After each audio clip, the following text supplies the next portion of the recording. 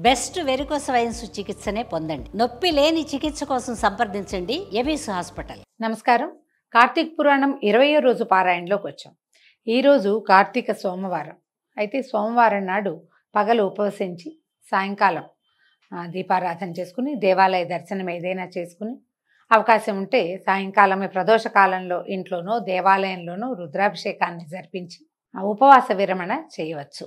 ఒకవేళ అంత పెద్దదిగా చేయలేకపోతే పగలు ఉపవసించి సాయంకాలం ఇంట్లోనే దీపారాధన చేసుకుని కొంత శివార్చన కానీ విష్ణువార్చన కానీ మన ఇంటి పద్ధతి ఏదైతే ఆ ప్రకారం అర్చన చేసుకుని కాస్త వంట చేసుకుని స్వామివారికి నివేదన చేసి ఆ ఆహారాన్ని భుజించవచ్చు. ఉపవాస విరమణ చేయొచ్చు. ఎవరినైనా పిలిచి వారికి భోజనం పెట్టినా మంచిది. లేదా ఎవరైనా బ్రాహ్మణులకి మోయనివ్వటం లేదా స్వయం పాకం ఇవ్వటం లాంటివి కూడా మంచిదే. సోమవారం నాడు ఒకవేళ పౌర్ణమి నాడు గనక మీరు దీపదానం చేయలేకపోయినా లేదా 365 ఒత్తులు వెలిగించుకునే అవకాశం మీకు కుదరకపోయినా ఈ రోజున సోమవారం నాడు దీపదానం చేసుకోవచ్చు. 365 ఒత్తులు వెలిగించుకోవచ్చు. ఎక్కడైనా నదీ జలాలలో దీపాన్ని వదిలిపెట్టడం లాంటి క్రియలు కూడా చేసుకోవచ్చు. ఇది కార్తీక మాసంలో ప్రత్యేకమైన సోమవారాలు విశేషం కదా. ఇందులో వచ్చిన ఒక సోమవారాన్ని మనం మిగిలిన సోమవారాల్లో చేయలేని క్రియలన్నీ లేదా పౌర్ణమి నాడు చేయలేకపోయినవి కూడా ఆ పుణ్యకార్యాలన్నీ ఈ రోజున చేసుకోవచ్చు. అవకాశాన్ని బట్టి ఈ దొరికిన సోమవారాన్ని సుసంపన్నం చేసుకుందాం దాంతో. అయితే ఇప్పుడు ఇవాళ ఏం కథ చెప్పబోతున్నారో చూద్దాం. జనక మహారాజు అడుగుతున్నారు, మునీంద్ర, సర్వపాపాలని నశింపచేసేది సౌభాగ్యప్రదము అయినటువంటి కార్తీక మహాత్మ్యాన్ని ఇంకా విన్న కొద్దీ వినాలనుంది, ఇంకేదైనా విశేషం చెప్పమని అడిగారు. అడిగితే వశిష్ఠ మహాముని ఇలా చెప్తున్నారు, వినుము ఓ రాజా, ఇది విను. కార్తీక మహాత్మ్యాన్ని గురించి అగస్త్య మహామునికి అత్రి మహామునికి జరిగిన సంవాదం ఒకటి కలదు. అంటే సంవాదం అంటే పోట్లాట అనుకోకూడదని. వాదం అనగానే మనం ఏమనుకుంటాము, డిబేట్ అనుకుంటాం. కాదు, సంవాదము అంటే ప్రసంగం, మాట్లాడుకోవటం అన్నమాట. వీళ్ళు ఒకరికొకరు చెప్పుకున్నారు. ఎవరెవరు? అగస్త్య మహాముని, అత్రి మహాముని. ఇది చాలా ఆశ్చర్యకరమైన విషయం అట. ఏం మాట్లాడుకున్నారో చూద్దాం. అత్రి మహాముని ఇలా అంటున్నారు, అగస్త్య మునీంద్ర, ఉపకారం కోసము కార్తీక మహాత్మ్య బోధకమైన హరికథను ఒక దానిని చెప్పేది విను. విష్ణువంశ సంభూతుడమైనటువంటి ఓ అత్రి మునీశ్వర, సద్ధర్మ కీర్తన కాలమందు కార్తీక మాసము చెప్పబడినది. అంటే ఏమిటి? ఏదైనా మంచి విషయం మాట్లాడుకోవాలి అంటే ఋషులు మునులు ఆ మంచి ధర్మాన్ని మాట్లాడే సమయంలో కార్తీక మహాత్మ్యం చాలా విశేషమైందట. దీని గురించి తెలుసుకోగోరుతున్నాను, ఆ ధర్మాన్ని గురించి నేను తొందరగా చెప్పు నాకు అని ఆయన అడిగేసరికల్లా అత్రి మహాముని ఇట్లా చెప్తున్నారు. బాగుంది, నీ ప్రశ్న చాలా పాపనాశకరము. అంటే ఇప్పుడు ఇద్దరు మాట్లాడుకున్నారు. వాళ్ళిద్దరూ ఒక విషయాన్ని గురించి ఇది మంచిది, ఇది పుణ్యప్రదమైనది, చేయవలసిన విధి, మానవులందరూ దీన్ని ఆచరించవలసింది అని ఇద్దరు మహర్షులు మాట్లాడుకుంటే దాన్ని వినినటువంటి శిష్యులు ఒక నోటి నుంచి ఇంకొక నోటికి ఈ సంవాదము, దీని యొక్క విశేషము, ఏ విషయం గురించి పరమపుణ్యప్రదం అని చెప్పుకుంటారో ఆ విషయము ప్రపంచంలోకి వెళ్ళిపోతుంది. ఇప్పుడు ఒక పెద్ద మనిషి ఇంకొక పెద్ద మనిషిని ఒక విషయం మీద ప్రశ్నించారంటే అది కేవలం లోకోపకారం కోసమే జరిగేదట పూర్వం. అందుకని సర్వపాపము పోగొట్టేటువంటిది, అన్ని రకాల పాపాలని పోగొట్టే ప్రశ్న ఇది. కాబట్టి నువ్వు హరికథా సందర్భాన్ని జ్ఞాపకం చేసావు, చెప్తాను విను అని. కార్తీక మాసంతో సమమైన మాసం లేదు, వేదంతో సమానమైన శాస్త్రం లేదు, ఆరోగ్యంతో సమానమైన ఉల్లాసం లేదు, అలాగే హరితో సమానుడైన దైవము లేడు. కార్తీక మాసమందు ప్రాత స్నానము, దీపదానము, హరిపూజ సల్పేవాడు ఇష్టార్థాన్ని పొందుతాడు. విష్ణుభక్తి వలన కలియుగమందు వివేకము, ధనము, యశస్సు, ప్రతిష్ట, లక్ష్మి, విజ్ఞానము, సర్వత్ర విజయాన్ని కూడా పొందుతారు. ఈ విషయాన్ని గురించి ఒక పూర్వ చరిత్ర ఉన్నది అని చెప్పారు. త్రేతాయుగంలో అంటే రాముల వారు పుట్టిన యుగంలోనే వారికంటే చాలా ముందు కాలంలో అయోధ్య నగరానికి సూర్యవంశ సంభూతుడైనటువంటి పురంజయుడు అనే ఒక రాజు ఉండేవాడు. మనకి సూర్యవంశ చరిత్రలు చెప్తారు. వంశ చరిత్ర ఎట్లా చెప్తారంటే వంశస్థులు అయిన రాజుల గురించి చెప్తారు. రాముల వారి వివాహం అప్పుడు శ్రీరామ పట్టాభిషేకాలు అవి జరుపుతాము. సీతారామ కళ్యాణం చేసినప్పుడు వారి వంశస్థులందరి పేర్లు చెప్తారు. అందులో పురంజయుడు ఉన్నాడో లేదో తెలియదు కానీ అయోధ్య నగరాన్ని పాలించిన రాజుల పేర్లు ఎన్నో కనపడతాయి. ఆ కనపడే వాళ్ళలో పురంజయుడు ఒకడు. ఈయన మొదట ధర్మాత్ముడుగానే ఉండేవాడు. రాజ్యానికి వచ్చిన కొత్తలో తండ్రి గారు విధించిన విధానాల ప్రకారమే రాజ్యాన్ని చేసేవాడు. రోజు నిత్య దేవాలయ సందర్శనము, పూజా విధానము, యజ్ఞము, హోమము, బ్రాహ్మణ దానాదులు అవి చక్కగా చేసేవాడు. కొత్తల్లో క్రమంగా ఏమైంది, ఆయనకి బలం పెరిగిందనమాట. తర్వాత ఐశ్వర్యవంతుడై బుద్ధి నశించి దుష్టపరాక్రమయుక్తుడై మహాశూరుడయ్యును సత్యము శౌచము విడిచి దేవబ్రాహ్మణ భూములను అపహరించి బ్రాహ్మణులను ద్వేషించి లోభి హింసకుడు కూడా అయి బంగారాన్ని దొంగిలించే వాళ్ళకి ఇష్టుడుగా ఉన్నాడు. ఎలా అయ్యాడో చూడండి. మొట్టమొదటి చక్కగా ధర్మంగానే మొదలుపెట్టాడు. రాజ్యంలో రకరకాల పంటలు పండేవి, చుట్టుపక్కల రాజులందరినీ జయించి పెట్టుకున్నాడు. ఎవరైనా వస్తే వాళ్ళని తొలగించేసేవాడు. క్రమంగా తన బలం మీద అతనికి నమ్మకం వచ్చింది. తను బాగా బలశాలని, ఈ ధర్మ మార్గం వల్ల ప్రయోజనం లేదని ఇదంతా శమధమాదుల్ని నేర్పిస్తాయి. దీనివల్ల ప్రయోజనం ఏముంది, రాజ్యం పెరగదు, రాజ్యానికి సంపద పెరగదు. ఇలాంటి ఆలోచనలకి లోనయ్యి క్రమంగా శమధమాదులని వదిలిపెట్టేశాడు. దేవాలయము, పూజ పునస్కారము, విధానము, యజ్ఞము, హోమము మానేశాడు. అక్కడి నుంచి బ్రాహ్మణులతోటి ద్వేషంగా ప్రవర్తించేవాడు. ఎందుకు వీళ్ళకి ఇవన్నీ ఇవ్వడం, మనకి ఇంత రాజ్యం ఉంది కదా, ఇంకా ఏం కావాలి మనకని ఏ బ్రాహ్మణుడికి ఏమీ దానం చేసేవాడు కాదు. లోభి హింసకుడు, ఎవరైనా పదే పదే అడిగితే ఒరే వీళ్ళ 4 కొట్టి బయటికి తోసేయండిరా లాంటి మార్గాన్ని అవలంబించేవాడు. హింసకుడుగా కూడా అయ్యాడు.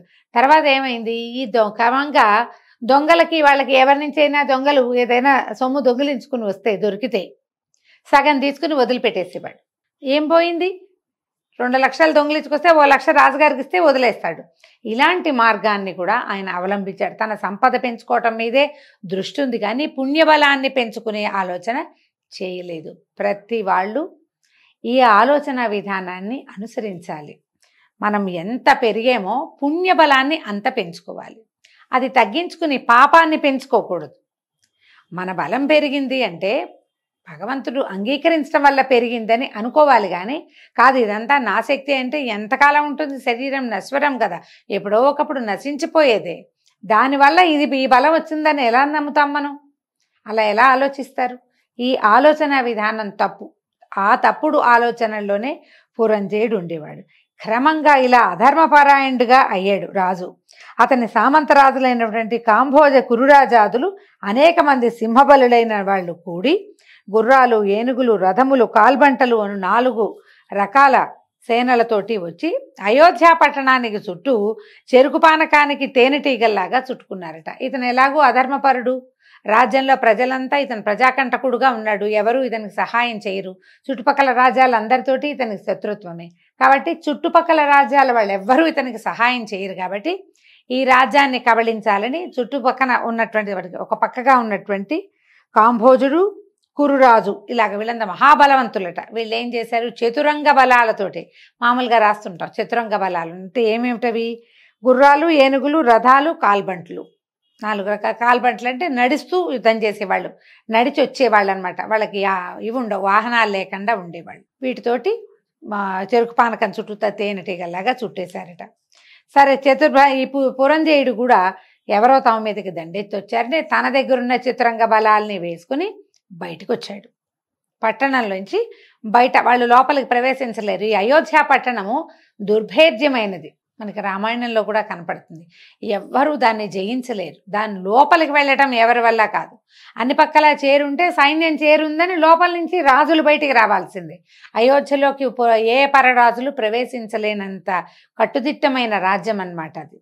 అయితే ఈయనే పట్టణంలోంచి బయటకు వచ్చాడు. ఈయన ధనుర్బాణయుతము, ధ్వజయుతము, స్వయం ప్రకాశమానము, అనేక దిగ్విజయాలు చేసింది, శస్త్రాస్త్రపూరితము, మహాచక్ర సంయుతము, మంచి గుర్రములతో కూడింది అయినటువంటి సూర్యదత్తమైన రథాన్ని ఎక్కి ధనుర్బాణాలు ధరించి సాది, నిషాది, రథి, పత్తి రూప చతురంగ బలాలతోటి పురద్వారంలోంచి శత్రు సైన్యంలోకి ప్రవేశించి భేరీతూర్య నాదములకు, శంఖ గోముఖ నాదములను, చాపటంకార ధ్వనులను ఒక్కమారుగా ఉరుముల చప్పుడు వలె ధ్వని చేయించాడు.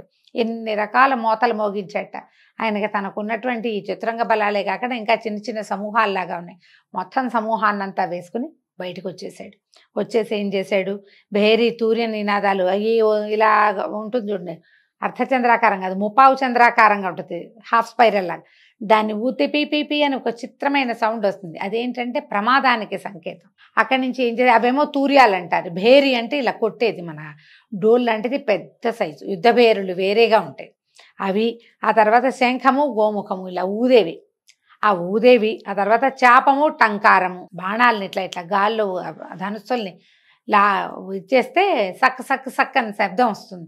మనం పేంబెత్తాలు తర్వాత చింతబరికెలు గాల్లో కదిపితే ఎలాంటి శబ్దం వస్తుందో అలాంటి శబ్దంతో పాటు టంకారం అంట. ఈ టంకారం అంటే ఏంటంటే ధనుస్సుకి అల్లెత్రాడు కట్టి ఉంటుంది, తాడు బిగించిన తర్వాత లాగితే అదొక విచిత్రమైన శబ్దం వస్తుంది, ధనుష్టంకారము అంటారు. మనం చాలా ఈ రామాయణ భారతాల్లో ఈ పేర్లు ఈ పదాలు వింటూ ఉంటాం. ఆ టంకార ధ్వనులతో ఉరుముల చప్పుడులాగా పెద్ద శబ్దం చేయించాడు. అంటే మీకెవరికి నేను తీసుకోలేదు, నేనేమీ తక్కువ కాదు, నా దగ్గర చతురంగ బలాలు ఉన్నాయి, ఇలాంటివి బోల్డ్ ఉన్నాయి నాకని చెప్పి ఆయన యుద్ధంలోంచి అదే పట్టణంలోంచి యుద్ధానికి బయటకు వచ్చాడు. సాధారణంగా యుద్ధాలు చేసేటప్పుడు ఏంటంటే ముందు ఖచ్చితంగా రణచండికని పూజించాలి. ఏదైనా యుద్ధానికి బయలుదేరేటప్పుడు సమయాలు చూసుకోవాలి. మనం కూడా చూడండి, ఏదైనా ముఖ్యమైన పని మీద వెళ్తున్నాం, ఏ పెళ్లి సంబంధానికో వెళ్తాం, ఏ ఉద్యోగ ప్రయత్నమో వ్యాపార ప్రయత్నమో కొత్తగా అకౌంట్ ఓపెన్ చేయడానికి వెళ్తాం, లేదా ఇప్పుడు రాజకీయ నాయకులు ఇప్పుడు వేస్తారు కదా నామినేషన్లు వేసేటప్పుడు కూడా సమయాలు చూసుకోవద్దు. మన జీవితానికి ఇదే ముఖ్యం అనుకున్నప్పుడు సమయం చూసుకోవాలి. ఒకటి సమయం చూసుకోవాలి. ఏదైనా దేవతా పూజ విధానం ఏదైనా చేసి ఓ అభిషేకమో ఓ పూజ ఓ పునస్కారమో ఓ దేవాలయ దర్శనమో ఏదైనా చేయాలి. ఏమీ చెప్పలేదు చూడండి, వాళ్ళు ఎవరో వచ్చారనగానే అందరినీ పట్టండి రా పదండి అనేసి మొత్తం జనమంతా బయటకు వచ్చేసారు. కానీ ఈయన పూజ చేసినట్టుగా ఎక్కడా చెప్పబడలే, ఏమీ చేయలే. రణచండికని పూజించకుండా అసలు యుద్ధంలోకి ప్రవేశించరు. ఈ ముందు వచ్చినటువంటి కాంభోజ కురురాజాదులు అవన్నీ చేసుకుని వచ్చారు, వాళ్ళ ఇంటి దగ్గర వాళ్ళు చేసుకునే వచ్చారు.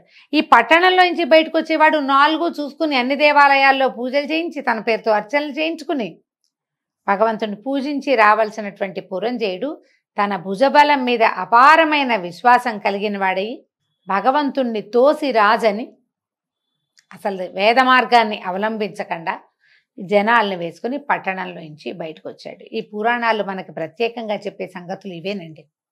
ఏదైనా ముఖ్యమైన పని ఇదే మన జీవితం అని అనుకున్నప్పుడు దాన్ని శ్రద్ధతోటి చేయాలి.